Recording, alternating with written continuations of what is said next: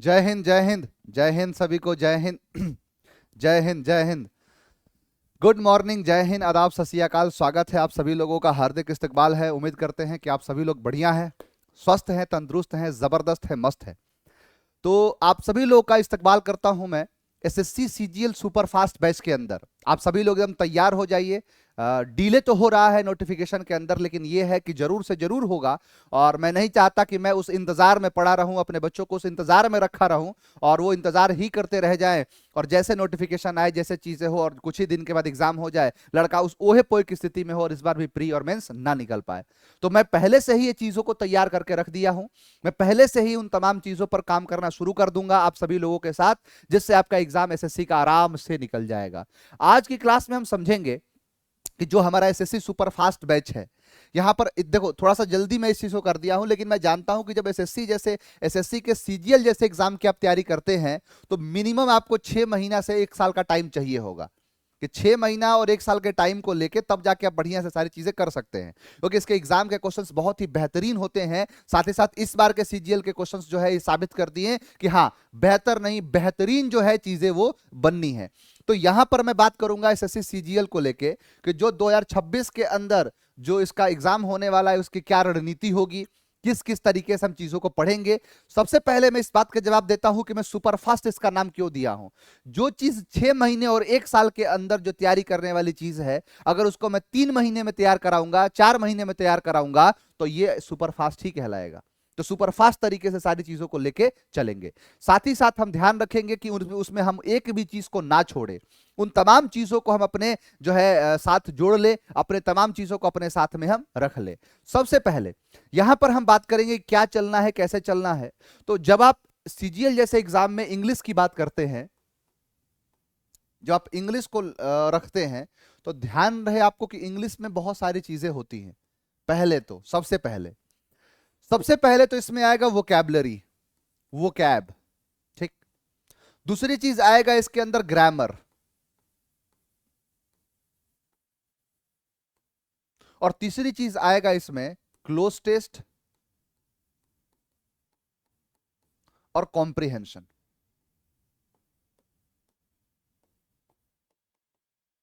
Cloze test और comprehension, इस बात को आप ध्यान देना, ध्यान से इस चीज को समझना कि जो वोकैबलरी है, मैं इसको पूरा का पूरा, जैसे मैं देखो कम दिनों के अंदर मैं आपको ज्यादा चीजें देना चाहता हूं। हर दिन तो मैं वो कैब कराऊंगा नहीं, क्योंकि हमारा मेन फोकस इस बात पे रहेगा कि हम questions, N number of questions को बहुत ज्यादा ध्यान से देखें। मैं आपको इस जो वोकैब का पूरा पोर्शन है, मैं ए लेटर का, जो ए लेटर है, इस ए लेटर का 100 वोकैब मैं आपको एक साथ दे दूंगा। बी लेटर का 100 वोकैब मैं आपको एक साथ दे दूंगा। एक साथ में आपको ये सारे शब्द एक साथ मिल जाएंगे, ताकि आप एक साथ में सारी चीजें पढ़ सको।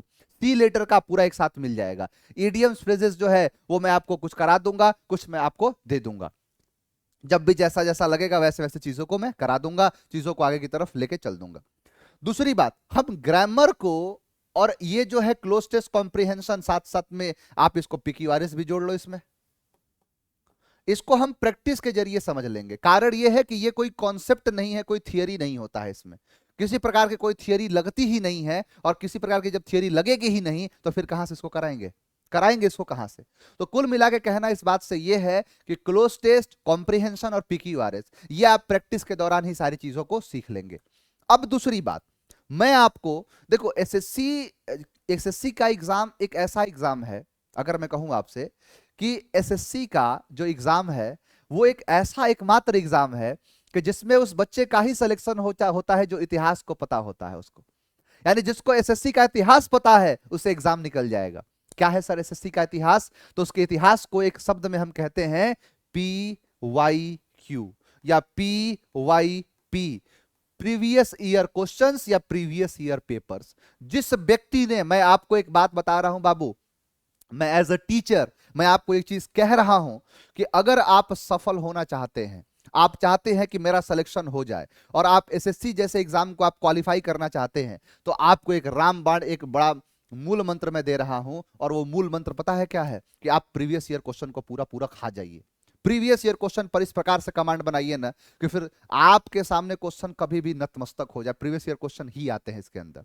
अब हम इसकी कड़ी में क्या करने वाले हैं, तो इसकी कड़ी में हम यहां पर यह करेंगे कि मैं आपको 2025, 2024, 2023, 2022 और 2021, इसके अंदर 2025, 24, 23, 22, 21, इसके अंदर जितने भी क्वेश्चंस हुए हैं, चाहे वो प्री के हो, चाहे वो मेंस के हो, प्री और मेंस के सारे क्वेश्चंस को मैं अपलोड कराऊंगा।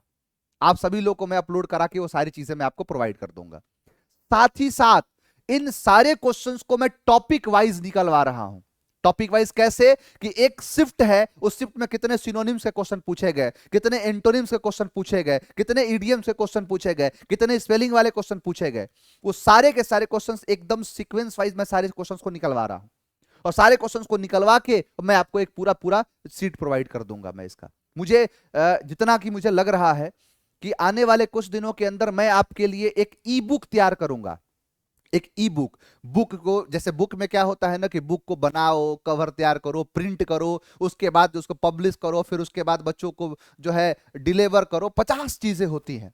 मैं आपको एकदम मतलब एक समझ लो इतना कि एकदम एटलीस्ट चीजों पर मैं आपके लिए ई बुक तैयार कर दूंगा, जिस ई बुक को आप यहां पर लेंगे और उसके बाद उसको आप क्या करा लेंगे, आप प्रिंट आउट करा सकते हैं। ठीक है, प्रिंट आउट आप करा सकते हैं, या मेरे से अगर हो सकता है कि इस बीच में ये चीजें अगर फाइनल हो जाए, अगर ये सारी चीजें मुकम्मल हो जाए, तो मैं आप सभी लोगों के लिए एक बुक भी तैयार करके और मैं आपको प्रोवाइड कर दूंगा। ये सिर्फ सीजीएल के लिए है, प्री और मेंस का 5 सालों के अंदर आप समझ लीजिए कि कम से कम आप 5000 से ज्यादा क्वेश्चन को देखेंगे। 5 साल के पेपर का मतलब हुआ कि 5000 क्वेश्चन को आपने लगा लिया। और मैं डंके की चोट पर यह बात कहता हूं कि अगर आपने 5 साल के क्वेश्चंस लगा लिए तो कोई हराने वाला पैदा नहीं होगा। जब तक एग्जाम नहीं हो जाता है, जब तक आपका पेपर नहीं हो जाता है, हम इसी पर पूरा पूरा फोकस करेंगे, इस चीज को समझाते हुए, बढ़िया तरीके से बताते हुए। 2025, 24, 23, 22 और 21 यहां पर एक एक क्वेश्चन को हम लगाएंगे, एक एक सीट मतलब एक एक सेट को हम लगाएंगे। जो प्रीवियस ईयर क्वेश्चन के सारे सेट हम लगा डालेंगे। आप भी लगाओगे, मैं भी, दोनों लोग मिलकर साथ में। अरे तुम साथ दो अगर तो हम दुनिया को दिखा देंगे, हम मौत को भी जीने का अंदाज सिखा देंगे, है ना। एक बात याद रखना, आपको भी चलना पड़ेगा। मैं आपका हाथ थामा हूं, मैं आपका हाथ पकड़ लिया हूं, मैं आपको लेके चलना चाहता, तुम चलोगे ही नहीं तो फिर कैसे मंजिल पर पहुंचोगे। मैं आपका हाथ पकड़ लिया, अब मेरे साथ चलते चलो, चलते चलो, चलते चलो। इस बात का ध्यान रखना कि ये सारे के सारे प्रीवियस ईयर क्वेश्चन पर आपने अगर बढ़िया सा कमांड बना लिया तो ये सारे क्वेश्चन उसी में से आ जाएंगे। ठीक है, और इसके साथ ही साथ मैं आपको एक बात और बताना चाहता हूं, और ये मैं सिर्फ बताऊंगा नहीं, आपको मैं ये साबित करके दिखाऊंगा। आप एक बात को समझ लीजिए कि अगर मैं कहूं आपसे कि एसएससी सीजीएल के अंदर जो प्री का पेपर होता है, उस प्री के पेपर में 25 क्वेश्चन पूछे जाते हैं। अब मैं इस 25 क्वेश्चन को एक एक करके एक्सप्लेन करने की कोशिश करूंगा कि इसमें कितने क्वेश्चन किसके होते हैं, किस पार्ट से कितने क्वेश्चन आते हैं, किस चीजों से कितने क्वेश्चन पूछे जाते हैं, मैं इस बात को बताता हूं। जैसे अगर मैं कहूं आपसे, आप इस बात को ध्यान से समझना कि वोकैबुलरी जो है, जो वोकैब है, इस वोकैब से 12 से 13 क्वेश्चन पूछे जाते हैं। 12 भी हो सकता है, 13 भी हो सकता है, यानी जो वोकैब का पोर्शन है वो सबसे ज्यादा है। सर्वाधिक जो है आपको वोकैब के क्वेश्चन देखने को मिलेंगे इसके अंदर। तो 12 से 13 क्वेश्चन वोकैबुलरी के हो गए। ठीक, उसके बाद आप इधर देखो, इधर में एक क्वेश्चन मैं मान के चलता हूं कि 1 से 2 क्वेश्चन होते हैं पीक्यूआरएस के, 5 क्वेश्चन होते हैं क्लोज टेस्ट के, या अभी नए सिरे पर जो शुरू किया है ये कॉम्प्रिहेंशन देने लगा है, तो दोनों में से कोई एक ही तो आएगा, कॉम्प्रिहेंशन। ठीक, इधर आ जाओ, यहां पर ग्रामर के अंदर एक क्वेश्चन होगा वॉइस का,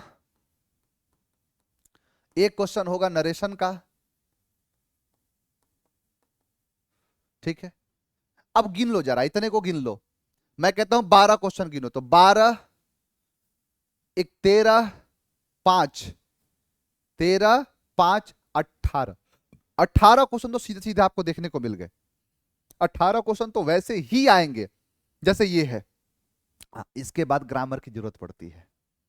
यानी 7 क्वेश्चन, वो भी मैं मतलब ये कह रहा हूं कि मैक्सिमम अगर होगा तो 7, मैं मिनिमम इनको जोड़ा हूं। ये देखो 12, एक 13, 5 18, ये 2 20, ये भी तो है 20 क्वेश्चन तो ये मैक्सिमम 5 क्वेश्चन आपका ग्रामर का आएगा। संभल जाओ अभी से सही रास्ते पर चलना शुरू कर दो बाबू, नहीं तो लास्ट में ना रोने के सिवा कुछ बचेगा नहीं। याद रखना, चिरागों के सफर में जब दबदबा हो आंधियों का, तो इल्जाम इसका जुल्मत के सिवा कुछ नहीं होगा। ये एसएससी, ये सीजीएल पहले से ही वो कैब की दहलीज पर है, इलाज इसका वो कैब के सिवा कुछ नहीं होगा। अगर आपको लगता है कि आप बिना वो कैब पढ़े, बिना वोकैबुलरी का ज्ञान लिए और इस एग्जाम को निकाल लोगे, कभी नहीं। मैं 2 चीज पर फोकस करने को कह रहा हूं, आज से शुरू कर दो। पहला जो फोकस करना है वो कैब पर, दूसरा जो फोकस करना है इस क्लोज टेस्ट पर और एक कॉम्प्रिहेंशन पर। भूल जाओ बाकी चीजों को, बाकी चीजों के लिए मैं जिम्मेदारी लेता हूं। अगर नहीं होगा तो मेरे से बात करना तुम। अगर ज्यादा उलझन में पड़ोगे, पढ़ते ही रह जाओगे। खूब बढ़िया से वो कैब पर काम करिए, खूब बेहतरीन तरीके से वोकैबुलरी को पढ़िए, हर दिन का एक टारगेट बनाइए, हर दिन अपने आप को समझाइए कि मुझे आज इतना पढ़ना है, मुझे आज इतना पढ़ना है, मुझे इतना सीखना है। और उतना पढ़ने के बाद आप अपनी सारी चीजों को तैयार कर लीजिए, एन नंबर ऑफ क्वेश्चंस लगाइए, मैं आपको डीपीपी प्रोवाइड करूंगा, मैं आपको डीपीपी दूंगा उससे रिलेटेड। आप ढूंढिए क्वेश्चन को, ढूंढिए। मैं 200 कर दूंगा वो कैब, ए लेटर से 200 वो कैब देना शुरू कर दूंगा, ए से 200, बी से 200, सी से 200, 200 वो कैब आपको याद करा दूंगा। और मैं एक बात मैं जानता हूं कि मुझे इतने ज्यादा, जितने भी बच्चे ज्यादा या कम, जितने भी बच्चे मुझे पसंद करते हैं, मुझे प्यार करते हैं, वो सबसे ज्यादा मुझे पसंद करते हैं इस बात के लिए कि मैं वोकैबुलरी को रटवाता नहीं, उनके दिमाग में डाल देता हूं। निमोनी के माध्यम से उनके दिमाग में चीजें पहुंच जाती है, मुझे ये पता है, ठीक है। और मैं आज एक सेट के माध्यम से मैं आपको समझाने की कोशिश करूंगा कि जरा गौर से देखिएगा कि हाँ कैसे एग्जाम के क्वेश्चन बनते हैं। आप जरा देखिएगा इस चीज को कि एग्जाम के क्वेश्चन किस किस से पूछे जाते हैं, कितने से कितने क्वेश्चन आए हैं। मैं आपके सामने एक सेट लेके आया हूं और उस सेट को मैं दिखाऊंगा। आप ध्यान से देखिए, लेटेस्ट क्वेश्चन है ये, एसएससी सीजीएल टीयर 1 9/9/2024 9 बजे से लेके 10 बजे तक। क्या कहा मैंने कि 9 बजे से लेके 10 बजे तक, यानी पहला शिफ्ट था, पहला पेपर शुरू हुआ 2024 के अंदर, 25 ही है, आखिरी में चल रहा है ये। तो ये जो है ये आखिरी में कह रहा था।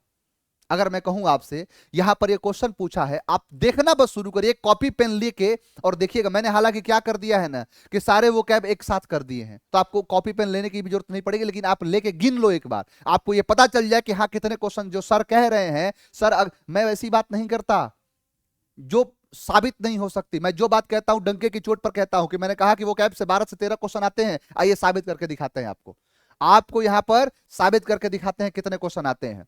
कह रहा है कि select the most appropriate synonym of the given word fatal. क्या है शब्द फैटल? फैटल का मतलब होता है घातक। फैटल का मतलब क्या होता है? जो दर्दनाक होता है, जो घातक होता है, उसे हम फैटल कहते हैं। क्या कहते हैं? फैटल।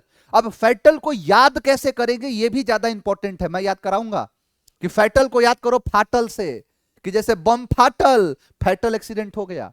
फैटल का मतलब होता है डेडली, यानी जिस एक्सीडेंट के अंदर अगर कोई कह रहा है कि फैटल एक्सीडेंट हुआ है, इसका मतलब यह हुआ कि उसमें बचने का चांस 99.99% नहीं है, मरने का चांस है इतना, 1% चांस है। अरे जाको राखे साइया, मार सके ना कोई। अहमदाबाद प्लेन हादसा हुआ था, उसमें एक आदमी बच्ची तो गया, सारे लोग मारे गए, एक आदमी बच गया क्योंकि भगवान ने उसको बचाया है। तो वही बात है कि वैसा एक्सीडेंट जो होता है उसे हम कहते हैं क्या? फैटल। यानी कहीं पर क्या हुआ कि गाड़ी में बम फाटल, तो फैटल एक्सीडेंट हो गया, घातक एक्सीडेंट हो गया, डेडली एक्सीडेंट हो गया। तो फैटल का मतलब होता है घातक, बड़ा ही क्या? डेडली। तो आंसर होगा सी। अब यहां पर जो शब्द है एडिशनल, एडिशनल का मतलब होता है अतिरिक्त, अतिरिक्त प्रभार दिया जाता है उसे एडिशनल कहते हैं। यहां इजी का मतलब होता है आसान। एक और अच्छा शब्द है जोवियल। जोवियल का मतलब होता है प्रसन्नचित, जोवियल का मतलब होता है खुशनुमा, हमेशा जो खुश रहता है उसे हम जोवियल कहते हैं। अब जोवियल को याद कैसे करेंगे? तो जो भी ऑल से, कि जो भी ऑल है हमारे पास उससे हम बहुत ज्यादा जोवियल हैं, उससे हम बहुत ज्यादा खुश हैं, उससे बहुत ज्यादा हम चीयरफुल हैं। तो जो भी ऑल जोवियल, जो भी ऑल जोवियल, यानी जो भी ऑल है, नहीं कहते हैं कि जो प्राप्त है वो पर्याप्त है। मुझे तुमने मालिक बहुत कुछ दिया है, अरे तेरा शुक्रिया है, तेरा शुक्रिया है। अगर मैं कहूं आपसे कि मुझे सब कुछ मिला है, आप अपने आप को कभी कम मत समझना। जरा आप अपने आप को जब भी कम समझने लगे तो जरा बाहर घूम के आना, आपको 10 लोग ऐसे दिखाई देंगे। नहीं तो किसी ट्रेन में जाना, उस ट्रेन के अंदर देखना कि लोग कैसे कैसे हैं। एक उसमें आता है ना दिव्यांग जो सीट जो बोगी होती है, उसमें जाके बैठ के देखना, आपको पता चलेगा कि भगवान ने आपको क्या क्या नहीं दिया। यानी यहां पर जोवियल मतलब वही होता है खुश, कि जो भी ऑल है हमारे पास उससे हम जोवियल हैं, उससे हम बहुत खुश हैं, उससे हम बहुत प्रसन्नचित हैं। एक शब्द होता है चीयरफुल, ग्लूमी का मतलब होता है उदास।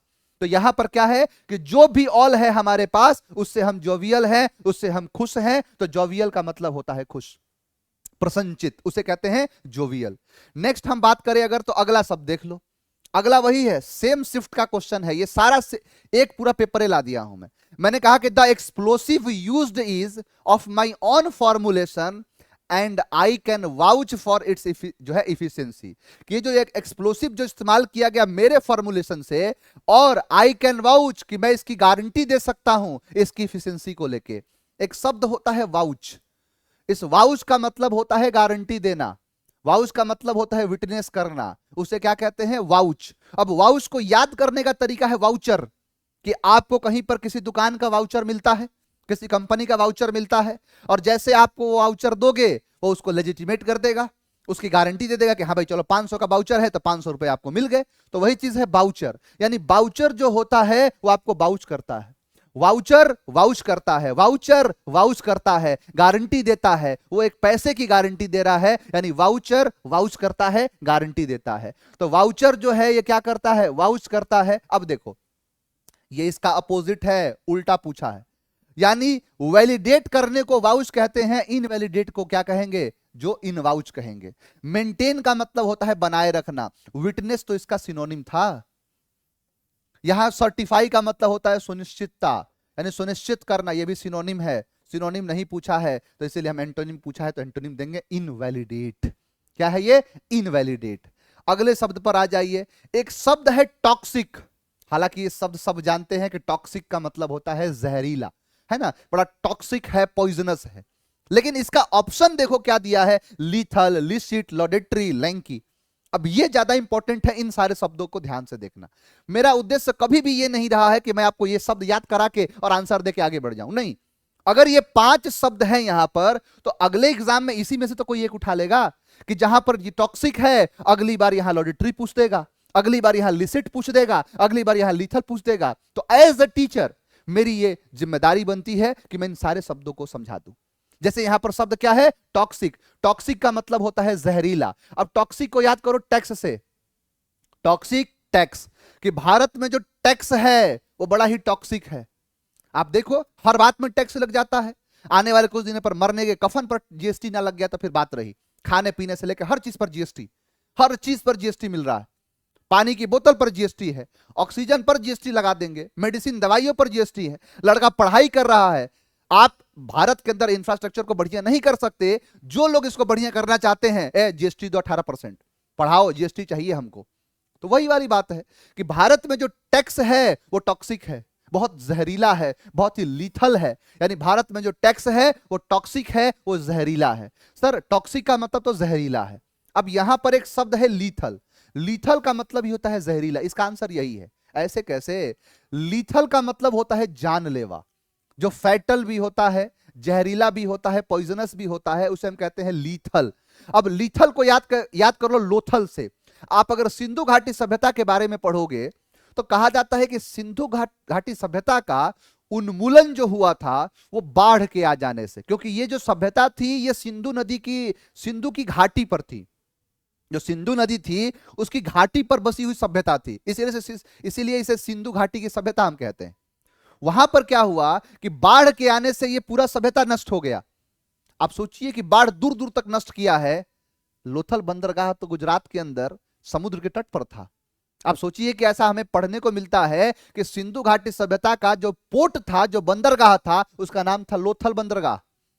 यहीं से सामान को इंपोर्ट और एक्सपोर्ट किया जाता था, ये लोथल बंदरगाह था। आप बताइए कि वहां पर क्या नजारा होगा बाढ़ का। जैसे अगर गंगा नदी में बाढ़ आई हुई है तो वो सारे जगह जो नदी के किनारे हैं उनका क्या हाल होगा। वही बात है, इसीलिए यहां मृतकों का टीला पाया गया, बड़ी मात्रा में लोग मारे गए। इसीलिए लोथल जो बंदरगाह है वो बड़ा ही लीथल है। Lothal lethal, Lothal lethal, Lothal lethal, कि लोथल बंदरगाह बड़ा ही लीथल है, बड़ा ही जानलेवा है, बड़ा ही फैटल है। तो लोथल लीथल, तो यहां पर यह हो जाए लीथल। अगला शब्द है लिसिट। बेसिकली लिसिट का मतलब होता है लेजिटिमेट। वैध जो होता है, जो लेजिटिमेट होता है, जो लिसिट कहलाता है, इसीलिए इसका उल्टा होता है इलिसिट, अवैध। जैसे नकली शराब तो इलिसिट शराब, इलिसिट वाइन। यानी जो चीज की मान्यता सरकार नहीं देती है, जो चीज करना दंडनीय अपराध है, उसको इलिसिट कहते हैं। और जिस चीज की मान्यता मिल गई है उसे लिसिट कहते हैं, वैध कहते हैं। जो वैध है, लेजिटिमेट है, उसे कहते हैं लिसिट। जैसे एलआईसी, एलआईसी एक लिसिट है। LIC, life insurance corporation of India, भाई वो तो इंश्योरेंस देती है, वो तो सरकार ने कहा है इसको। तो वही है कि एलआईसी जो है वो लिसिट है। एलआईसी और आईटी ये लिसिट है, ये वैध है, लेजिटिमेट है, ओरिजिनल है, यानी ये क्या हो जाएगा, लिसिट। एक शब्द है लॉडेटरी, ये शब्द बड़ा ध्यान से देखना। लॉडेटरी शब्द का मतलब होता है प्रशंसा। एक शब्द होता है बाबू लॉर्ड, शब्द क्या होता है, लॉर्ड। लॉर्ड का मतलब होता है प्रशंसा करना, तारीफ करना, उसे कहते हैं लॉर्ड। एक स्टॉल कहते हैं। लॉर्ड को याद करो लोड से, कि जब आदमी बहुत ज्यादा लोड जब लेता है ना, जो कंपनी में काम करने वाला अगर जितना लोड लेता है, हर कोई उसे तारीफ करता है, यार बहुत मेहनती है। जो बहुत मेहनती है उसे कहते हैं लॉर्ड। यानी लोड जो लेने वाला व्यक्ति होता है, सभी लोग उसे लॉर्ड करते हैं, सभी लोग उसकी प्रशंसा करते हैं, सभी लोग उसकी तारीफ करते हैं। तो load Lord, load Lord, load Lord, तारीफ करना, प्रशंसा करना। तो इसी से सारे शब्द बने होते हैं। जैसे देखो यहां पर लॉर्ड, लॉर्डेबल, लॉर्डेशन, एप्लॉड, एप्लॉज, प्लॉडिट। आप देखो यहां पर भी है लॉर्ड, यहां पर भी है लॉर्ड, यहां पर भी है लॉर्ड, यहां पर भी है लॉर्ड, यहां पर भी है लॉर्ड। यहां लॉर्ड को लॉज कर दिया है। एक ही चीज है, एक शब्द के अनेकों शब्द बनते हैं यहां पर। तो लोड लॉर्ड, लोड लॉर्ड, कि जितना जो लोड लेता है हर कोई उसे लॉर्ड करता है, उसकी प्रशंसा करता है, उसकी तारीफ करता है। तो यहां पर लॉर्डेटरी का मतलब होता है प्रशंसा करना, तारीफ करना। एक शब्द है लैंकी। लैंकी का मतलब होता है दुबला पतला, बड़ा ही दुबला पतला जो होता है ना, उसे हम लैंकी कहते हैं। अब लैंकी को याद करो लंकी से। आपने सुना होगा कि श्रीलंका में एक बहुत बड़ा सा लंका था, जो सोने का लंका था, बहुत विशाल लंका था। और ठीक उस लंका के बगल में एक जगह था लंकी। लंका के बगल में एक जगह था लंकी, जो बहुत ही दुबला पतला था। कि जो लंकी था वो लंकी था। Lanky lanky, lanky lanky, lanky lanky. Lanka जो था वो विशाल था, लंकी जो थी वो लंकी थी, दुबली पतली सी। तो वही दुबला पतला स्किनी जो होता है उसे हम लंकी कहते हैं। तो आप देखिए, आपको सारे शब्द अब समझ में आ गए होंगे। मैंने क्या कहा, टैक्स टॉक्सिक है, लोथल लीथल है, एलआईसी और आईटी लिसिट है, लोड लेने वाले को लॉर्ड करते हैं, लॉर्डेटरी वहीं से बना है। और लंका लंकी, लंकी बहुत लंकी था, बहुत दुबला पतला था, बहुत ही पतला सा था, उसे कहते हैं लंकी। तो लंका लंकी लंकी, ठीक है। ये सारे अब जाके आपको एक क्वेश्चन कंप्लीट हुआ, इस लेवल पर पढ़ाऊंगा आपको, चिंता मत करो। मैंने कहा यहां पर सेम शिफ्ट का क्वेश्चन है कि unit of weight for precious stones. For से पीछे पढ़ना शुरू करो कि महंगे पत्थरों के लिए जो वेट का यूनिट होता है उसे क्या कहते हैं। कि जितने भी महंगे महंगे पत्थर होते हैं, नायाब जो पत्थर होता है उसे हम क्या कहते हैं, या उसके वजन को नापने के लिए हम क्या इस्तेमाल करते हैं, तो कैरेट। क्या होता है, कैरेट। प्योर मतलब पवित्र होता है, एक्यूरेट मतलब होता है सही, रिलायबल मतलब होता है आश्रित होना, कैरेट होता है। मतलब समझ लो कि जो सोने की एक तो प्योरिटी भी बताता है। जैसे यूनिट होती है 100 सेंट होता है, जैसे हीरा जो है ना बड़ा छोटा छोटा आता है, वो सबसे छोटी यूनिट होती है सेंट। 100 सेंट में होता है एक कैरेट। 100 सेंट में क्या होता है, एक कैरेट। और एक 100 कैरेट में एक होता है प्रिंस। एक प्रिंसेस को कहते हैं 100 कैरेट के बराबर। तो पहले होगा सेंट, फिर होगा 5 कैरेट, 20 कैरेट, 55 कैरेट। अरे बहुत बड़ा होता है ना। यहां पर अगर 100 कैरेट हो गया ना तो कहेंगे एक प्रिंसेस, 2 प्रिंसेस, मतलब 2 प्रिंसेस का मतलब हो गया 200 कैरेट। समझ में आ गया। ये सारी चीजें ऐसे चलती हैं। तो ये डायमंड का एक चार्ट होता है जहां पर हम उसे नापते हैं, और उस नापने को हम क्या कहते हैं, कैरेट। इसीलिए जितने भी महंगे महंगे पत्थर होंगे, जाके पंडित जी से जाके कहोगे कि हमको वो बना दीजिए ना, कि कितना है, तो रत्ती कहते हैं इसको। कैरेट को हिंदी में कहते हैं रत्ती, 5 रत्ती, 4 रत्ती, 3 रत्ती, उसे रत्ती कहते हैं। नहीं कहते कि मुझे रत्ती भर का फर्क नहीं पड़ता, रत्ती बहुत छोटी यूनिट होती है, मतलब रत्ती मतलब होता है जैसे एक रत्ती का मतलब होता है इतना छोटा, तो वही चीज है रत्ती भर, उसे कहते हैं कैरेट। ये है, लिखा है कि she is proficient in in speaking many languages, कि वह जो है प्रोफिशिएंट है, दक्ष है बोलने में, और वो भी बहुत सारी, मेनी लैंग्वेजेस मतलब बहुत सारी भाषाएं, ढेरों सारी भाषाएं, कि बहुत सारी भाषाएं होती है, ठीक है, यानी ढेर सारी भाषाएं। अब देखो हर चीज को फोटो से ही नहीं पढ़ा जाता है, एक चीज आता है जिसको कहते हैं रूट वर्ड। अब रूट वर्ड है यहां पर लिंगुआ, लिंगुआ का मतलब होता है बाबू भाषा, लिंगुआ का मतलब होता है लैंग्वेज, कि जो लैंग्वेज होता है उसे हम लिंगुआ कहते हैं। जैसे भाषाओं का अध्ययन करने को हम लिंग्विस्टिक्स कहते हैं, इसीलिए लिंगुअल कहते हैं। आप देखोगे लिंग्विस्टिक यानी भाषाई, इसीलिए आंध्र प्रदेश को लिंग्विस्टिक स्टेट कहते हैं, क्योंकि भाषा के आधार पर गठित हुआ है। तो लिंग्विस्टिक्स का मतलब होता है, लिंग्विस्टिक कहोगे तो भाषाई, और लिंग्विस्टिक्स कर दोगे तो स्टडी ऑफ लैंग्वेजेस, इसीलिए सारे सब्जेक्ट के साथ एस लगता है, फिजिक्स, इकोनॉमिक्स, लिंग्विस्टिक्स, ठीक है। अब मोनो का मतलब होता है एक, और लिंगुअल का मतलब होता है भाषा, तो मोनोलिंगुअल का मतलब हो गया कि स्पीकिंग ओनली वन लैंग्वेज, कि जब कोई एक ही भाषा बोलता है उसे कहते हैं मोनोलिंगुअल। इसीलिए आप कहते हो ना कि सर क्लास दोनों भाषा में चलेगा ना, बाइलिंगुअल चलेगा ना। पहली बात तो ये समझ लो कि बाइलिंगुअल का मतलब हिंदी और इंग्लिश नहीं होता है, बाइलिंगुअल का मतलब होता है कि बाई मतलब होता है दो, और लिंगुअल का मतलब होता है भाषा, यानी दुई भाषा। तो दो भाषा कोई भी हो सकता है, इंग्लिश हो, हिंदी हो, उर्दू हो, पंजाबी हो, सिंधी हो, तो कोई भी दो भाषा होगा उसे हम बाइलिंगुअल कहेंगे।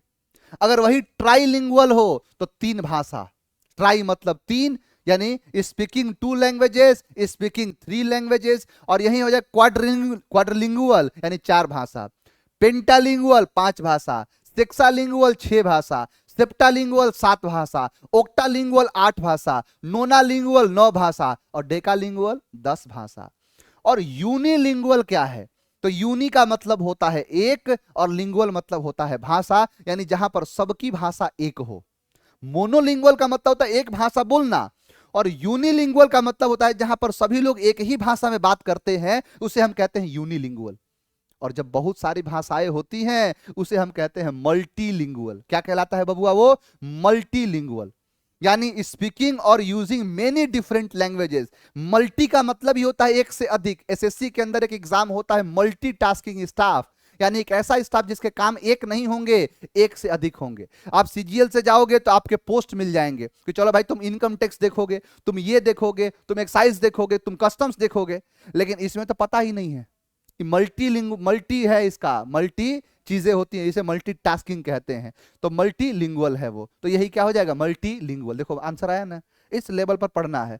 हेट्रो मतलब होता है भाषा, सॉरी नफरत या पीछे। बाइलिंगुअल मतलब 2 हो गया।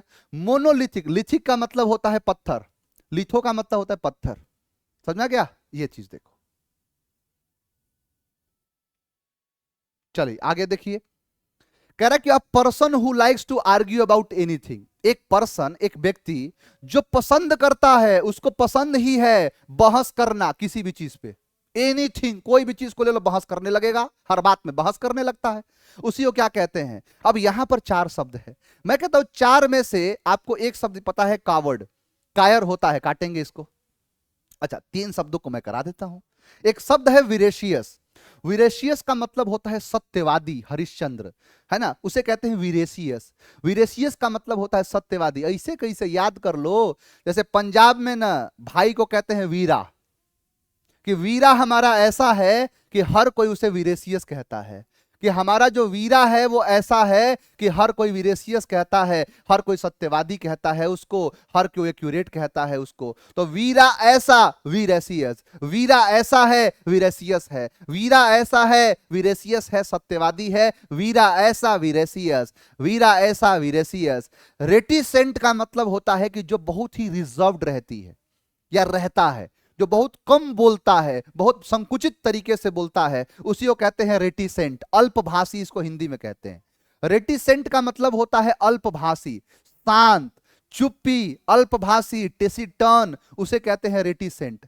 अब रेटिसेंट को याद करो, रहती है वो शांत, कि वो रहती है वह शांत, इसीलिए हर कोई उसे रेटिसेंट कहता है। कि अब हमेशा क्या रहती है, वो शांत रहती है, तो हर कोई उसे रेटिसेंट कहता है, उसे अल्पभाषी कहता है। कि वो रहती है वह शांत, इसीलिए हर कोई उसे रेटिसेंट कहता है, अल्पभाषी कहता है। तो रहती है शांत तो रेटिसेंट कहते हैं, हर कोई उसे रेटिसेंट कहता है। कि रहती है वो शांत तो हर कोई उसे रेटिसेंट कहता है, उसे कम बोलने वाला कहता है। तो रेटिसेंट मतलब होता है अल्पभाषी। कंटेंशियस का मतलब होता है विवादित, यही इसका आंसर है। एक शब्द होता है कंटेंशन, जिसका मतलब होता है विवाद। कि आप अगर किसी को दोगे टेंशन तो हो जाएगा कंटेंशन, आप अगर किसी को दोगे टेंशन तो हो जाएगा कंटेंशन। देखे नहीं हो वो वाला कौन सा है, वो धुरंधर, धुरंधर में क्या किया है उसका, कि उसके घर वालों को मार दिया है ना, उसकी बहन को उठा के लेके चला गया। अब क्या किया, दिया है टेंशन, पूरा खानदान ने खत्म कर दिया उसका। तो दोगे टेंशन हो जाएगा कंटेंशन, हो जाएगा विवाद। तो कंटेंशस और कंटेंशियस मतलब हो जाएगा वो व्यक्ति जो ऐसा काम करता है। तो इसीलिए तो कहा है कि a person who likes to argue about anything, उसी को कहते हैं कंटेंशियस। एक एक शब्द बड़े प्यार से जो है ना, बड़े प्यार से हलाल करेंगे एक एक शब्दों को। आइए देखिए अगले शब्द पर आते हैं। यहां पर देखो, select the correct incorrectly spelled word. Bureaucracy, embarrass, connoisseur, relevant, RELEVENT, relevant, answer है D. No altruistic art is truly sincere. अब यहां पर एक शब्द है बाबू एल्ट्रुइस्टिक। एल्ट्रुइस्टिक का मतलब होता है परोपकारी। एल्ट्रुइस्टिक का मतलब होता है कि जो दूसरों के प्रति भला सोचता है, जो दूसरों के प्रति अच्छा सोचता है, तो उसे एल्ट्रुइस्टिक कहते हैं। एक शब्द होता है एल्ट्रुइस्ट, जिसका मतलब होता है परोपकारी, फिलएंथ्रोपिक। यानी एल्ट्रुइस्ट का मतलब होता है परोपकारी। ऑल जिस पर ट्रस्ट करते हैं वो एल्ट्रुइस्ट होते हैं, वो परोपकारी होते हैं, वो फिलएंथ्रोपिस्ट। यानी जो ऑल ट्रस्ट जिस पर करते हैं वो एल्ट्रुइस्ट होते हैं, वो परोपकारी होते हैं। तो एल्ट्रुइस्ट का मतलब होता है परोपकारी, यानी क्या हो जाएगा, फिलएंथ्रोपिक। देखो, फिल मतलब होता है प्यार और एंथ्रोप मतलब होता है मैनकाइंड, IC मतलब पर्सन। यानी एक पर्सन जो बड़ा फिलएंथ्रोपिक टाइप का है, यानी अच्छा सोचने वाला है। एक शब्द होता है फिलेन या फील, जिसका मतलब प्यार होता है, लव होता है। जैसे बिबिलियोफाइल, किताब से प्यार। फिलएंथ्रोपिस्ट यानी मानव जाति से प्यार, लवर ऑफ मैनकाइंड। यहां किलिंग किया है। यहां पर है फिलएटलिस्ट, जो पोस्टल स्टैम्प्स को कलेक्ट करता है, यानी लवर ऑफ स्टैम्प्स। टेल मतलब स्टैम्प होता है। फिल मतलब होता है मोहब्बत, प्यार, और हार्मोनिक मतलब होता है मधुरमय, इसीलिए हारमोनियम कहते हैं। फिल मतलब प्यार, सोफी मतलब दर्शन, तो दर्शन से प्यार, विजडम से प्यार। जेनो का मतलब होता है विदेशी, फाइल मतलब प्यार, विदेशी से प्यार कर लिया। तो फिलोजिनिस्ट महिला से प्यार, यानी महिलाओं के प्रति अच्छा सोचना, ये फिलोजिनिस्ट कहलाता है। तो ये सारे शब्द ऐसे बनते हैं। क्लियर है? अगला देखो, 9 क्वेश्चन चल रहा है बबुआ, और लगातार क्वेश्चन वोकैब से है। लड़का ढूंढ रहा है ग्रामर, ऐसे कैसे, ऐसे कैसे जो है पास करोगे SSC। Select the most appropriate synonym of the given word. यहां पर है इनेंडो। इनेंडो का मतलब होता है कि किसी को इशारा करना। क्या करना? इशारा करना, यानी इंसिनुएट करना। एक शब्द है इनेंडो, संकेत, जिसका मतलब इंसिनुएट होता है, इशारा करना। कि मान लो कहीं पर कोई बहुत बड़ा सा कोई फंक्शन है, बड़ा आदमी के घर पर है। अब कोई आदमी जा रहा है, नॉर्मल आदमी जा रहा है, उसको रुक जाए, रुको कहां जा रहे हो? तो बॉस कहे अरे नहीं नहीं, इन्हें आने दो, आने दो, इन्हें आने दो। तो इन्हें आने दो, क्या किया? इशारा किया कि इन्हें आने दो, ये इनेंडो किया। इन्हें आने दो, इनेंडो, इन्हें आने दो, इनेंडो। संकेत किया, इशारा किया। एक शब्द होता है इंसिनुएट। क्या है ये? इंसिनुएट। तो इंसिनुएट का मतलब ही होता है संकेत करना, इशारा करना। तो इन्हें आने दो, तो इंसिनुएट किया, हालांकि दिख गया यहां पर इंसिनुएट। यहां इंसिनुएट देखो, क्रूड का मतलब होता है कच्चा, प्रोज एंड कॉन्स होता है ना किसी चीज का। रेग्ड का मतलब होता है घिसा पीटा। यहां पर है इंसिनुएट, एक शब्द बड़ा अच्छा है। इंसिनुएट मतलब होता है संकेत करना। जैसे मान लो ये सीनू है, और सीनू के लिए खाना निकल गया है, तो कहा सीनू इन, घर के अंदर आओ सीनू इन, सीनू एट, इन सीनू एट, इन करो सीनू और एट करो, इन सीनू एट। ये क्या किया? इंसिनुएट किया कि insinuate, insinuate, insinuate, insinuate, insinuate, insinuate. संकेत करना, इशारा करना, उसे हम इंसिनुएट कहते हैं। तो ये हो गया इसका आंसर, इंसिनुएट। यहां कह रहे हैं कि short interesting story about a real person और इवेंट। एक बड़ी छोटी सी इंटरेस्टिंग कोई कहानी किसी रियल पर्सन पर, वास्तविक आदमी के ऊपर और किसी घटना के ऊपर, उसे हम एनेक्डोट कहते हैं। स्केच का मतलब होता है किसी का चित्र बनाना, पोयम मतलब कोई कविता होती है, नरेटिव का मतलब होता है किसी भी चीज की बातों को बताना, उसे कहते हैं नरेटिव। 11 क्वेश्चन है, वो कैब खत्म होने का नाम नहीं ले रहा। कि we had better watch our step and not give him any excuse to harass us, जो है यहां पर फर्दर। देखो हैरेस का मतलब होता है किसी को प्रताड़ित करना, मानसिक रूप से किसी को परेशान कर देने को हम हैरेस कहते हैं, इसीलिए होता है हैरेसमेंट। कई लोग कहते हैं थक गया है, हरासमेंट हो गया है। अरे हरासमेंट नहीं होता है, वो थकावट है, उसे फैटीग कहते हैं, थकान कहते हैं। हरेस का मतलब होता है किसी को प्रताड़ित कर देना, मानसिक चेतना देने को हरेस कहते हैं। यहां पर हरेस मतलब होता है किसी को तड़पाना, है ना। एक शब्द है बीट्रे, एक शब्द है इंटीमिडेट, एक शब्द है रेलिस, एक शब्द है सूथ। 4 शब्द बड़े इंपॉर्टेंट है। शब्द पहला देखो बीट्रे। बीट्रे का मतलब होता है धोखा देना, कि जो बैटरी होती है वो ऐन मौके पर बीट्रे कर देगी, कि बैटरी जो होती है ऐन मौके पर बीट्रे करती है, ऐन मौके पर धोखा देती है। तो बैटरी बीट्रे, बैटरी बीट्रे, कि बैटरी ने क्या कर दिया, डिसीव कर दिया, बीट्रे कर दिया। बैटल ऑफ प्लासी बिट्रेयल कहलाता है, क्योंकि वहां पर लड़ाई हुई ही नहीं थी, धोखाधड़ी हुई थी, है ना। कि जहां पर मीर जाफर और मीर कासिम, है ना, मीर जाफर मीर कासिम के बारे में पढ़ते हो, तो मीर यहां पर मीर जाफर जो है वो जाके मतलब मिल जाता है। तो वही बात है, मैंने कहा कि बैटरी ने क्या कर दिया, बीट्रे कर दिया, धोखा दे दिया। सर ये धोखा देने को तो होगा नहीं। एक शब्द होता है इंटीमिडेट, यही इसका आंसर है। इंटीमिडेट का मतलब होता है डराना धमकाना, कि आंटी मुझे डेट पर ले जाने के लिए इंटीमिडेट कर रही है। आंटी कह रही है कि चलो मेरे साथ डेट पर, अब मैं आंटी के साथ डेट पर जाऊं। आंटी कह रही है चलो मेरे साथ डेट पर, मतलब आंटी के साथ डेट पर अब जाएं। तो आंटी मुझे डेट पर ले जाने के लिए इंटीमिडेट कर रही है, धमका रही है, ब्रोबिट कर रही है। तो आंटी मुझे डेट पर ले जाने के लिए इंटीमिडेट कर रही है। यहां रेलिस का मतलब होता है खुश, रेलिस का मतलब होता है पसंद, यानी इंजॉय करना। नेता लोग जो हैं वो रैली को रेलिस करते हैं, नेता लोग रैली को रेलिस करते हैं, रैली को पसंद करते हैं, इंजॉय करते हैं। कि जो नेता लोग होते हैं वो रैली को रिलीज करते हैं, रैली को पसंद करते हैं। एक शब्द है सूथ, जिसका मतलब होता है शांत। सूथ का मतलब होता है शांत करना, किसी को ट्रैंक्विल करने को हम कहते हैं सूथ करना। कि गर्मी के दिनों में जो सूती कपड़ा होता है वो आदमी को सूथ करता है, आदमी को शांत करता है, ट्रैंक्विल करता है। सारे शब्द याद हो गए। क्या कहा मैंने कहा कि बीट्रे, बैटरी ने बीट्रे कर दिया। आंटी मुझे डेट पर ले जाने के लिए हैरेस कर रही है, यानी प्रताड़ित कर रही है, डांट रही है, धमका रही है। रैली जो होता है नेताओं को रिलीज होता है, पसंद की चीज होती है। और सूती कपड़ा इंसान को सूत करता है, शांत करता है, तो उसी को सूत कहते हैं। 12 क्वेश्चन है, मैंने कहा था ना 12 तक। देखो, to have bigger fish to fry, एक इडियम है कि to have bigger fish, bigger fish to fry. अब मान के चलो कि चले गए किसी एसपी ऑफिस में और कप्तान साहब से जाके कहे कि कप्तान साहब हमारा बकरिया चोरी हो गई, जरा ढूंढ के दे दीजिए ना। तो बकरी चोरी होगी तो हम ढूंढे, जाके किसी सिपाही को, दरोगा को कहो। या कप्तान है, जिले का पूरा लॉ एंड ऑर्डर जो हमारे सर पर मंडरा रहा है, कहीं कुछ भी घटना हो गई तो हम क्या जवाब देंगे, बकरी ढूंढ रहे थे। अरे मेरे पास और भी बड़े बड़े काम है करने के लिए, AK-47 से मच्छर मारा नहीं जाता है। वही चीज कहलाता है कि to have bigger fish to fry, कि बड़ी मछली होना फ्राई करने के लिए। क्या है, तो बड़ी मछली है मेरे पास, उसको फ्राई करने के लिए, मतलब मेरे पास और भी बड़े बड़े काम है करने के लिए। यानी टू हैव बिगर थिंग्स, कि to have bigger things to take care of than a menial task at hand. तो उसे कहते हैं क्या, to have bigger fish to fry, to have more important और significant task to attend to than the current ones. मतलब और भी बड़े बड़े काम हैं कि अधिक महत्वपूर्ण कार्य करना, है ना। तो वही चीज कहलाता है कि बिगर फिश टू फ्राई।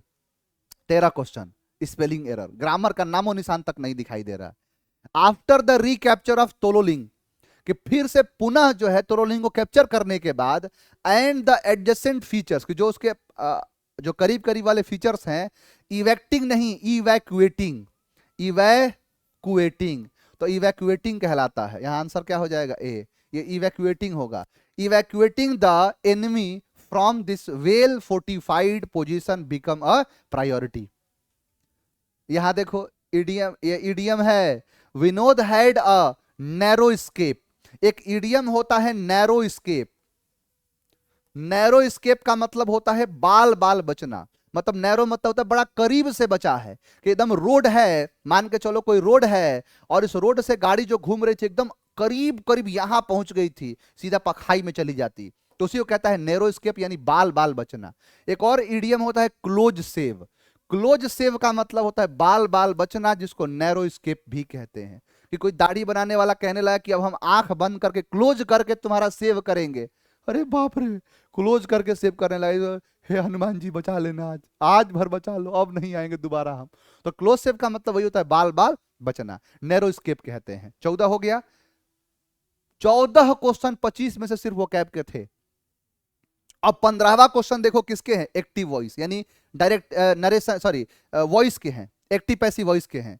लिखा है कि lovely tunes are composed by Dominica. अब ये देखो आर है तो आर प्रेजेंट का है तो विल नहीं होगा, और ये कंपोज्ड यानी पास्ट नहीं होगा। अब डोमिनिका कंपोजेस। अब बताओ यहां पर क्या है, लवली ट्यून्स है, तो यहां ट्यून्स लवली नहीं होगा, यहां क्या होगा, लवली ट्यून्स। आंसर हो जाएगा सी। कोई टेंशन की बात नहीं है। अगला देखो, ये कह रहा है कि मिस्टर, अब देखो मैं आपको ऐसे ही पूरे पूरे ग्रामर पढ़ा दूंगा, ऐसा मैं नहीं कह रहा कि ग्रामर नहीं पढ़ाऊंगा, लेकिन मैं ये कह रहा हूं मेरे लाल कि आप इस चीज को ध्यान रखिए कि सबसे ज्यादा जरूरी क्या है। You have bigger fish to fry. आपको ये छोटी छोटी चीजों से कहीं ज्यादा जरूरी है बड़ी चीज को पढ़ना। You have bigger fish to fry. यहां पर कह रहा है कि mister Abhilash and his family, कि अभिलाष और उसका जो परिवार है, हैव रिसेंटली, उसने अभी हाल फिलहाल, हैव रिसीव्ड, उसने क्या किया है, प्राप्त किया है, no information about the incident. No information. अब बेसिकली कुछ शब्द हैं, जो शब्द आपको मैंने बताया है, आगे भी बताऊंगा, कि मैं आपको एक एडवाइस देता हूं, चाहो तो आप इसे इंफॉर्मेशन मान लो। आप ब्रेड खाओ, बटर खाओ, आपकी जिंदगी बहुत बढ़िया रहेगी। लेकिन आप चौक खाओगे, डस्ट खाओगे, रबिश खाओगे, गार्बेज खाओगे, फिल्थ खाओगे, ग्रास खाओगे, तो आपका हेल्थ खराब हो जाएगा। आपको मम्स निकल जाएगा, गलसुआ, गाल सूज जाएगा, आपका धन दौलत चला जाएगा, क्योंकि मेडिकल में बहुत पैसा लगता है, आपका मनी समाप्त हो जाएगा, आपके घर में पॉवर्टी, गरीबी छा जाएगी। आपका लक सही रहा तो बच तो जाओगे, लेकिन किसी काम के नहीं बचोगे। अपना लगेज उठाओगे, अपना बैगेज उठाओगे, वर्क यानी काम पर चल दोगे, म्यूजिक सुनते हुए, म्यूजिक सुन के काम करोगे। ले ले पुदीना सुन रहे हो, काम कर रहे हो। तो ये सारे शब्दों का खेल ये है कि इसके साथ एस या एस का प्रयोग नहीं होता है। जैसे यहां इंफॉर्मेशन का इंफॉर्मेशन नहीं होता है, यहां किया है तो चाप दो इसको। यहां नो इंफॉर्मेशन नहीं, नो इंफॉर्मेशन होगा। इंफॉर्मेशन का इंफॉर्मेशन नहीं होता है। नॉर्मल आते हैं question. Ishika saw the tiger in the forest. अब ये सॉ क्या है, पास्ट है, पास्ट है तो सीज नहीं होगा, ठीक है। दूसरी बात, पैसिव में हम is am are was were में से कुछ तो लगाते हैं, ये भी काट दिया। अब was seen by Ishika by the forest, यानी इसिका को देखा, टाइगर को देखा गया जंगल के द्वारा, इसिका के द्वारा। कहां पर, जंगल में। तो यहां पर क्या है, बाई द फॉरेस्ट नहीं होगा, बाई इसिका होगा, in the forest. Answer C. लिखा है कि स्पाई फैमिली, कि जासूसी, जासूस वाला परिवार, इज अ ग्राफिक नॉवेल, एक ग्राफिक नॉवेल है। डेट जो इज अ नरेटिव वर्क, यानी एक आदमी ने इस चीज को बताया है, नरेट किया है। इन विच, जिसमें द स्टोरी इज कन्वेड, कि स्टोरी, जो स्टोरी को कन्वे किया गया, इशारा किया गया है, टू द रीडर, रीडर के लिए, यूजिंग अनइंटरप्टेड आर्ट, कि बिना रुके, बिना रुके art, in a traditional comic format. बिना रुके नहीं, यहां पर हो जाएगा सिक्वेंशियल, क्योंकि सिक्वेंशियल मतलब क्या होता है, KGF 1, KGF 2, KGF 3, Harry Potter 1, Harry Potter 2, Harry Potter 3, उसी को कहते हैं सिक्वेंशियल। एग्जिस्टेंशियल नहीं, एग्जिस्ट करने वाला नहीं, ना ही लॉन्गिट्यूडनल, यानी लॉन्गिट्यूड होता है ना, तो लॉन्गिट्यूडनल भी नहीं, और सेडिमेंटल तो होगा नहीं। क्या हो जाएगा, sequential art. My brother performed extremely good, कि मेरे भाई ने परफॉर्म किया, एक्सट्रीमली गुड नहीं, एक्सट्रीमली वेल। एडवर्ब के साथ गुड नहीं, वेल आता है, यहां एक्सट्रीमली वेल होगा, नॉर्मल सी बात है। She has been studying for 2 o'clock, बहुत बेसिक सी बात है, कि यहां पर ध्यान देना, ओ क्लॉक, AM PM, इनके साथ सिंस का प्रयोग होता है, ना कि फॉर का। तो फॉर नहीं, क्या लगेगा, सिंस, और आंसर हो जाएगा बी। क्या होगा? बी। यहां पर है कि देयर इज अ सेइंग, कि ऐसा एक कहावत है, डेट की कमिंग इवेंट्स की। अब देखो यही कॉम्प्रिहेंस एक क्लोज टेस्ट है, डेली करा दूंगा डेली, मतलब अगर मैं इसमें इस बैच में अगर 100 क्लास भी लेता हूं तो 100 तो क्लोज टेस्ट हो जाएंगे। समझना गया? ये ध्यान रखना। मैंने कहा देयर इज अ सेइंग, ऐसी कहावत है डेट की कमिंग इवेंट्स की, आने वाली जो घटनाएं होती हैं कास्ट छोड़ देती हैं दियर शेडो, अपनी परछाई को, बिफोर पहले ही, है ना। It is not universally true. अब देखो एक कह रहा है क्या, कि एक कहता है कि ऐसा छोड़ देती है परछाई, ऐसा होता है, और दूसरा कह रहा है कि ऐसा यूनिवर्सली सही नहीं है। तो फिर क्या हो जाएगा? हाउ एवर, है ना। मोर ओवर का मतलब होता है ज्यादातर, फर्दर मोर मतलब आगे की ओर, और इसलिए देयर फॉर मतलब होता है इसलिए। तो हाउ एवर, हालांकि, it is not universally true, ये यूनिवर्सली सही नहीं है। समथिंग, कि कोई भी चीज कैन हैपन, हो सकती है विद इन अ सेकेंड, एक ही सेकेंड में कोई भी चीज हो सकती है। एंड और वन में नॉट इट, और हो सकता है कि एक जो है उसको नहीं देख सके, नॉट फॉर सी, यानी उसको देख नहीं सके। It some instances so that, कुछ ऐसे इंस्टेंसेस जो हैं दैट जो कि उसके प्रिडिक्शंस जो होते हैं बेस्ड ऑन सर्टेन साइंस, कि कुछ साइंस के ऊपर क्या होते हैं? बेस्ड होते हैं, है ना। यहां पर क्या कह रहा है कि देयरफॉर, मोर ओवर, हाउएवर, और यहां पर जो है नेवरथलेस। तो देखो यहां कह रहा है कि नेवरथलेस तो होगा नहीं, कभी नहीं। हाउएवर, हालांकि नहीं। मोर ओवर, ज्यादातर जो है, अगर कह रहा है आप तो हाउएवर तो करेंगे नहीं, हो चुका है, और ये लास्ट में आएगा देयरफॉर। तो क्या कह रहा है कि मोर ओवर यानी ज्यादातर, सम इंस्टेंसेस, कि कुछ ऐसे इंस्टेंसेस है जो दिखाते हैं डेट की प्रिडिक्शंस बेस्ड, यानी जो भविष्यवाणी है पहले ही जो बोल दिया गया है वो बेस्ड होता है सर्टेन साइंस, कि निश्चित साइंस के ऊपर, हैव गॉन रॉन्ग, कि जो गलत होने जा रहा है। पीपल जनरली, कि लोग जो हैं जनरली आमतौर पर से कहते हैं डेट की जो नेचुरल कैलेमिटीज है, कि प्राकृतिक जो आपदाएं हैं, कैन बी प्रिडिक्टेड, जिसको प्रिडिक्ट किया जाता है बाय ऑब्जर्विंग द एनिमल्स, कि जानवरों को ऑब्जर्व करके, कि जानवरों को ऑब्जर्व करके। बट लेकिन व्हाट इफ, क्या हो अगर animals are suffering from some disease, कि जो जानवर है वो गुजर रहा है किसी डिजीज से, कि जैसे मान लो कुत्ता रोने लगा, है ना, तो कुत्ता रोने लगा तो उससे लगेगा अरे भाई कुत्ता क्यों रो रहा है, लगता है कुछ होने वाला है, लेकिन पता चला कि बीमार है, बीमारी से रो रहा है। तो वही है कि क्या हो अगर कि animals are suffering from some disease, कि एनिमल्स जो है वो गुजर रहे हैं किसी डिजीज से, एंड डोंट शो, और नहीं दिखाए, एनी साइंस, कि किसी भी साइंस को, बिफोर द इवेंट, यानी घटना से पहले, जो अपीयर्स, जो प्रकट हुआ है, दे में, वे हो सकता है कि दे में फेल, कि वो हो सकता है कि फेल हो जाए, टू मेक पेक्यूलियर साउंड, कि पेक्यूलियर मतलब अजीबोगरीब साउंड को बनाने में, प्रोड्यूस करने में, और या एक्शंस को, अबाउट द इवेंट्स, किसके बारे में? तो घटना के बारे में, विच आर गोइंग टू, जो कि जा रहा है, टेक प्लेस, जगह लेने के लिए, सम अननेचुरल कैलेमिटीज, यानी यहां पर टेक प्लेस जो जो जगह पर होने जा रहा है, सम अननेचुरल कैलेमिटीज, हाँ, बिसाइड्स, अतिरिक्त, यानी इसके अतिरिक्त, इसके अलावा, तो बिसाइड्स सम नेचुरल जो है अननेचुरल कैलेमिटीज, यानी कुछ अननेचुरल कैलेमिटीज के अलावा, that are likely to appear, जो ऐसा लग रहा है प्रतीत होने वाला है, मे फॉरकास्ट, उसको फॉरकास्ट कर दिया जाए, दियर शेडो को, अपने परछाई को, बाय सम बैड ओमेंस, कुछ बुरे ओमेंस के साथ, कुछ बुरे जो है मतलब ओमेंस मतलब साइन के साथ। We should not completely cancel out, therefore, last में क्या आ जाएगा? इसलिए, देयरफॉर, इसलिए, therefore we should not completely cancel out, इसीलिए हमें कंप्लीटली कैंसल नहीं करना चाहिए द पॉसिबिलिटीज, यानी जो संभवता है, दैट की animal can sense certain unnatural happening, कि एनिमल जो है वो सेंस कर सकते हैं कुछ अननेचुरल जो है हैपनिंग्स को। तो ये आपके सारे के सारे जो है चीजें थी। तो कुल मिला के कहना यही है कि हम हर दिन ऐसे ही पढ़ेंगे, मतलब हर दिन हम एक सेट को लगाएंगे, बाकी चीजें देखो, ग्रामर तो मैं, ग्रामर, क्लोज टेस्ट और पीक्यूआरएस तो मैं आपको इसी सेट में करा दूंगा, लेकिन आपको जो वोकैब का पार्ट है मैं एक एक वीडियो जो है आपको अपलोड कर दूंगा, एक पूरा फॉर्मेट बना के, एक फोल्डर बना के, तो उससे आप सारी चीजें पढ़ सकते हो। ठीक है, तो उम्मीद करते हैं कि आपने इस चीज को समझा होगा, सीखा होगा। तो आज के लिए इतना ही रखते हैं, आपसे मुलाकात करेंगे कल की क्लास में। आप सभी लोगों से निवेदन है कि भारी से भारी संख्या में आके और इस बैच के अंदर जुड़े, और ध्यान रखें कि यहां पर एक बार जो है पढ़ के, और आपका एसएससी सीजीएल के अंदर अंग्रेजी के लिए मैं अकेले खड़ा हूं, और आपके सारे के सारे क्वेश्चंस जो है पूरे तरीके से सही होंगे, इसकी मैं पूरी पूरी गारंटी लेता हूं। चलिए, तो आज के लिए इतना ही, मिलते हैं आपसे नेक्स्ट क्लास में। Thank you very much. जय हिंद।